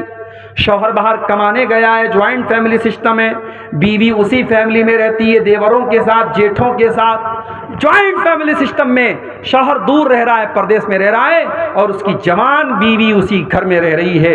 देवरों और जेठों के बीच में कोई पर्दा नहीं है। हम क्या कर रहे हैं? हम फितरों को हवा दे रहे हैं। हम अपने घर में बदकारी को दावत दे रहे हैं कि आओ, और घर में बदकारी और ज़िनाकारी को फरोग दे दो। मेरे प्यारे साथियों, नबी ने फरमाया, देवर अपनी भाभी के लिए मौत है, जीजा अपनी साली के लिए मौत है। महरम और गैर महरम का फ़र्क भी हमारे घर में होना चाहिए। अगर ये फ़र्क नहीं है तो इस बेहयाई को अपने घर से निकाल दो। अब एक आखिरी चीज़ हम बयान करके फिर कुछ सवालात हमारे सामने आए, उन सवालों का जवाब देकर हम बात ख़त्म करेंगे। घर को अगर आप एक दीनदार घर बनाना चाहते हैं तो एक बहुत ज़रूरी चीज़ ये भी है कि आप अपने दस्तरखान पे किसको दावत दे रहे हैं। शराबियों को तो अपने घर में नहीं बुला रहे हैं, जानियों को तो अपने घर में नहीं बुला रहे हैं। अल्लाह के प्यारे नबी फरमाते, ला याकुल तामक इल्ला तकी, तुम्हारे दस्तरखान पे मुत्तकी लोगों को खाना खाना चाहिए। दावत दो तो मुत्तकी नेक लोगों को दो, बेनमाजियों को, हरामखोरों को, रिश्वतखोरों को, सूदखोरों को, शराबियों को, जानियों को मत दावत दो। अपने दस्तरखान पे नेक और दीनदार लोगों को दावत दो। अपने घरों में दीनदार लोगों को एंट्री दो। याद करो हजरत नूह अलैहिस्सलाम की दुआ। हजरत नूह अलैहिस्सलाम ने क्या दुआ की थी? रब्बिग़फिरली वलिवालिदैया वलिमन दखल बैतिया मुमिनन वलिलमुमिनीना वलमुमिनात। आय अल्लाह, मुझे बख्श दे, मेरे माँ बाप को बख्श दे, और मेरे घर में जो ईमान वाला आए तू उसको भी बख्श दे, और तमाम मोमिन मर्दों को बख्श दे, तमाम मोमिन औरतों को बख्श दे। पता ये चला कि अपने घर में नेक और ईमान वाले को, मुत्तकी को हम अपने घर में दावत दें। शरीयत इसकी भी हमको तालीम देती है। और आखिरी चीज़ ये है मेरे साथी, ये जितनी चीज़ें मैंने बयान की इनका ताल्लुक़ हमारी कोशिश से, हमारे संघर्ष से है, हमारे स्ट्रगल से है, लेकिन हिदायत तो अल्लाह के हाथ में है। हिदायत का रिमोट कंट्रोल अल्लाह के हाथ में है। इसलिए अल्लाह से दुआ भी करते रहो कि अल्लाह मेरे घर को नेक बना दे। और दो दुआएं मैं सिखा रहा हूं, इन दोनों दुआओं को नोट कर लो। पहली दुआ आपको मिलेगी 19वें पारे में, सूरह फुरकान के आखिरी रुकू में। बड़ी प्यारी दुआ है, अल्लाह के नेक बंदे दुआ करते हैं, रब्बना हब लना मिन अज़वाजिना व ज़ुर्रिय्यातिना क़ुर्रता अयुन वजअलना लिलमुत्तक़ीना इमामा। ऐ परवरदिगार, हमारे बीवी बच्चों को हमारी आंखों की ठंडक बना दे और हमें मुत्तक़ियों का इमाम बना दे। बड़ी प्यारी दुआ है, इस दुआ को पढ़ा करो मेरे साथी। और दूसरी दुआ कुरान के 26वें पारे में शुरू में सूरह अहकाफ में, जब इंसान 40 साल का हो जाए तो ये दुआ पढ़े। 40 साल का जब इंसान हो जाता है ना तो मैच्योर हो जाता है, और जो 40 साल में भी न सुधरे वो कब्र में जाने तक भी नहीं सुधरेगा। ये बात नोट कर लो। बुरी आदतें जो छूटने वाली होती है 40 साल तक छूट जाती हैं, और जो बुरी आदतें 40 साल तक ना छूटे वो 70 साल में भी नहीं छूटती। कुछ बूढ़ों को देखो, 70 साल के बूढ़े हैं, चौराहों पर बैठे हैं और उनकी आंखें जो हैं इधर उधर घूम रही हैं। वो जवानी की शरारतें, बुढ़ापे में हाथों में जुम्बिश नहीं, पैरों में ताकत नहीं, मगर वो शरारतें बुढ़ापे में भी जिंदा रहती हैं बाज़ बूढ़ों के अंदर। तो 40 साल इंसानी ज़िंदगी का बड़ा अहम पॉइंट है। इसीलिए अल्लाह ने 40 साल का होने के बाद ये दुआ सिखाई, और रब्बि औज़िअनी अन अश्कुर नेमतक अल्लती अनअमत अलैया व अला वालिदैया व अन अअमल सालिहन तर्दा व अस्लिह ली फी ज़ुर्रियती। बड़ी प्यारी दुआ है। ऐ अल्लाह, मुझे तौफीक दे कि मैं तेरी नेमतों का शुक्रिया अदा करूं, जो नेमतें तूने मुझको दी और मेरे माँ बाप को दी। और ऐ अल्लाह, मुझे तौफीक दे कि मैं ऐसा नेक अमल करूं जिससे तू खुश हो जाए। व अस्लिह ली फी ज़ुर्रियती, और ऐ अल्लाह मेरी औलाद की तू इस्लाह कर दे, मेरी औलाद को नेक बना दे, मेरी औलाद को अच्छा बना दे। ये बड़ी प्यारी दुआ है। ये दोनों दुआएं पढ़ा करो मेरे साथियों, दुआएं पढ़ा करो, अल्लाह से ताल्लुक मजबूत रखो, इंशाअल्लाह अल्लाह आपके घर की हिफाजत करेगा। ये सवाल एक आया था, हमारे गांव के जुमा की मस्जिद में औरत की जगह है, तो क्या औरत जुमा की नमाज मर्दों के साथ पढ़ सकती है? पढ़ सकती है नहीं, पढ़ना चाहिए। जी, आपके समाज में जो अज्ञानता है, जो जहालत है, जो मुसलमान लड़कियां आज गैर मुस्लिमों के साथ भाग रही हैं, मुर्तद हो रही हैं, उसकी बहुत बड़ी वजह हमारी कौम की लड़कियों और औरतों को दीन की तालीम नहीं है, ये वजह है। और जुमा की नमाज में अगर पर्दे का अरेंजमेंट है तो आप औरतों के लिए बिल्कुल इंतज़ाम कीजिए। मैं झारखंड में बाज़ इलाक़ों में गया और बाकायदा मैंने वहाँ जुमा के खुतबे में तकरीर में कहा कि आप अपनी औरतों का इंतज़ाम कीजिए, और अल्हम्दुलिल्लाह मेरे कहने का उन लोगों ने उनके ऊपर असर भी हुआ और वहाँ औरतों का सिलसिला शुरू हुआ। हाँ, औरतें जुमा में आएंगी, पर्दे के साथ आएंगी, पर्दे का लिहाज रखेंगी, औरतों की एंट्री अलग हो, उनका दरवाज़ा अलग हो, पर्दे का पूरा इंतज़ाम हो, मर्दों की नज़र औरतों पर न पड़ती हो। अगर ये सारी कंडीशन है तो औरतों का इंतज़ाम बिल्कुल रखना चाहिए, रख सकते नहीं, रखना चाहिए। मज़हब इस्लाम में बच्चा बंद करना जायज़ नहीं है, लेकिन ज़्यादा बच्चे होने पर हम तालीम नहीं दे पा रहे हैं, इन हालात में हम क्या करें? देखिए, ये बहुत अहम सवाल है आज के दौर में, जिसको हम मुहज़्ज़ब अल्फाज में कह सकते हैं, फैमिली प्लानिंग की इस्लाम में क्या हैसियत है। तो देखिए, फैमिली प्लानिंग की दो शक्लें हैं। एक शक्ल ये है कि दो बच्चे हो गए, शौहर ने नसबंदी करा ली, बीवी ने नसबंदी करा ली, बीवी ने ऑपरेशन करा लिया, हमेशा हमेशा के लिए औलाद का सिलसिला बंद कर दिया गया, तो ये चीज़ जायज़ नहीं है। परमानेंट इस सिलसिले को रोक दिया जाए जब तक कि कोई ऐसी मजबूरी ना हो। कभी कभी ऐसा होता है कि औरत के अंदर कुछ क्रिटिकल बीमारी होती है और डॉक्टरों का इत्तेफाक होता है कि अब अगर ये प्रेग्नेंट हुई तो इसकी जान को खतरा है, और डॉक्टर का कहना होता है कि आप इसका ऑपरेशन करा दें, तो वो एक मजबूरी की सूरत हाल है, उसमें कराया जा सकता है। बाकी फैमिली प्लानिंग के लिए जो वक्ती तरीके अपनाए जाते हैं, आप लोग माशाअल्लाह जानकार हैं, बहुत सारी चीज़ों पर आपकी नज़र है। मैं पब्लिक प्लेस में तमाम लोग सुन रहे हैं, बहुत सारी चीज़ों का नाम मैं नहीं ले सकता। वक्ती और आरज़ी और टेम्पररी तौर पर हमल को रोकने के लिए जो चीज़ें अपनाई जाती हैं, उनको अपनाया जा सकता है बच्चों के बीच में गैपिंग रखने के लिए। लेकिन सुनिए, लेकिन अगर हमल ठहर चुका है, अगर ये डॉक्टर की रिपोर्ट आ गई है, या आज के ज़माने में प्रेगा न्यूज़ वगैरह के ज़रिए पता लग जाता है कि हाँ बीवी को हमल है, अब उस हमल को होने के बाद अब आपको किसी दवा के ज़रिए, किसी एबॉर्शन के ज़रिए उसको ख़त्म करने की इजाज़त नहीं है। उसके पहले, हमल के पहले के जो रास्ते और जो तरीके हैं वक्ती तौर पे रोकने के, आप उनके बारे में मालूमात करके उनको अपना सकते हैं। लेकिन हमल ठहरने के बाद किसी बच्चे को, चाहे वो अभी सिर्फ हमल की शक्ल में है, उसे कत्ल करने की इजाज़त इस्लाम में बिल्कुल भी नहीं है। प्यार करके शादी करना कैसा है? भाई कोई दिल जला है जिसकी तरफ से सवाल आया है। प्यार करके शादी करना कैसा है? सवाल को थोड़ा उलट दीजिए, शादी करके प्यार कीजिए, प्यार करके शादी मत कीजिए, ठीक है?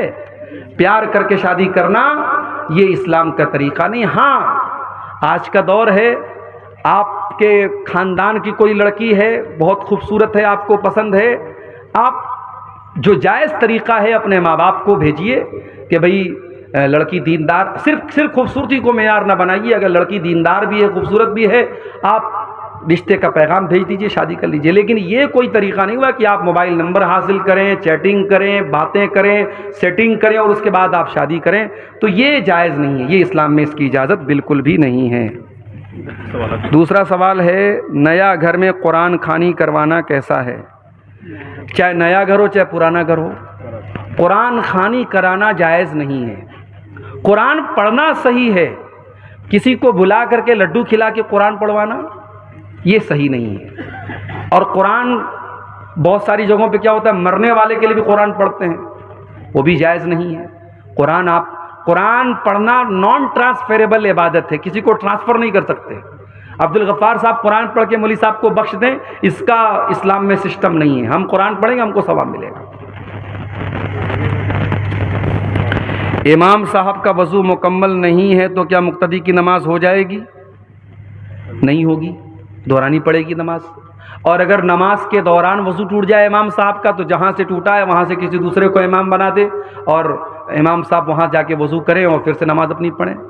बीच में अगर वज़ू टूटा है तो वहाँ से दूसरे को इमाम बना सकता है, लेकिन वज़ू ही सही तरीके से नहीं किया और ऐसी हालत में नमाज पढ़ा दिया और बाद में पता चला कि वज़ू सही नहीं था, तो वो नमाज दोहरानी पड़ेगी। वल्लाहु आलम बिस्सवाब।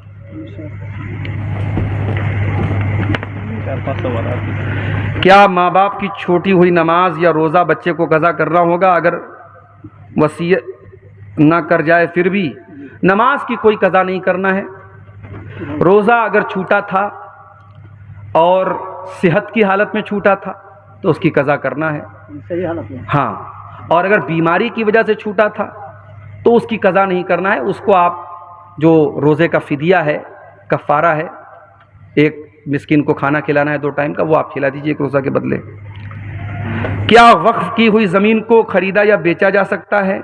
नहीं, वक्फ की ज़मीन को ख़रीदा या बेचा नहीं जा सकता है। दान कहते हैं उसको, वक्फ वाला। हाँ हाँ, वक्फ की ज़मीन को ख़रीदा या बेचा नहीं जा सकता। हाँ, एक मजबूरी की सूरत में वक्फ की ज़मीन को बेचा जा सकता है। जैसे मान लीजिए कि वो ज़मीन रोड पे आ रही है और वहाँ पे रोड बन रही है, तो उस सूरत में अगर गवर्नमेंट ले रही है, उसका मुआवजा दे रही है, तो उसकी जगह कोई दूसरी जगह हम ले सकते हैं। या वो जगह हालात के हिसाब से ऐसी जगह होगी कि अब वहाँ नमाज पढ़ना मुनासिब नहीं है, मस्जिद चलाना वहाँ मुनासिब नहीं है, तो उस जगह को बेच करके दूसरी जगह हम वो मस्जिद बना सकते हैं। ये मजबूरी की सूरत में है। आम उसूल यही है कि वक्फ की ज़मीन को ख़रीदा और बेचा नहीं जाएगा। नहीं सर, चाहनी चाहिए। क्या ईदगाह की ज़मीन को बेचकर दूसरी जगह ईदगाह को शिफ्ट कर सकते हैं तौसी के लिए? अब देखिए, मजबूरी की सूरत में तो ऐसा कर सकते हैं, लेकिन सिर्फ तौसी का मसला है, यानी ईदगाह छोटी है, हमको बड़ी ईदगाह लेना है और छोटी वाली ईदगाह को बेच करके हम दूसरी जगह बड़ी ज़मीन खरीदना चाहते हैं, तो ये मसला थोड़ा सा क्रिटिकल है, टफ़ है, मुश्किल है। इसके बारे में आप अपने इलाके के उलमा से समझ लीजिए या किसी बड़े इदारे से फतवा ले लीजिए। नगर के करीब एक मस्जिद है मगर जमात के लोगों की तादाद कम है, तो क्या गांव की किसी बड़ी मस्जिद में नमाज़ पंजगाना पढ़ने के लिए जाना कैसा है? जा सकते हैं, कोई हरज की बात नहीं है। आज के दौर में नगर और गांव का कोई बहुत फ़र्क नहीं रह गया है। जहां पर भी जमात हो रही हो आप नमाज़ पढ़ सकते हैं। शहर के हैं गांव में जाके पढ़ सकते हैं, गांव के हैं शहर में आके पढ़ सकते हैं, कोई हरज की बात नहीं है। क्या औरतों के लिए इजाज़त नहीं है कि उसे जुमा की नमाज़ में शिरकत करें? बयान कर चुके हैं इसको, ठीक है। सूरा दुआ पढ़ करके हाँ, फूंक देना किसी मरीज को, पढ़ सकते हैं। दुआ पढ़ के किसी को दम करना जायज़ है, कोई हरज की बात नहीं है। दुआ सही हो, कुरान की आयतों वगैरह को पढ़ के दम किया जाए तो कोई हरज की बात इंशाअल्लाह नहीं है।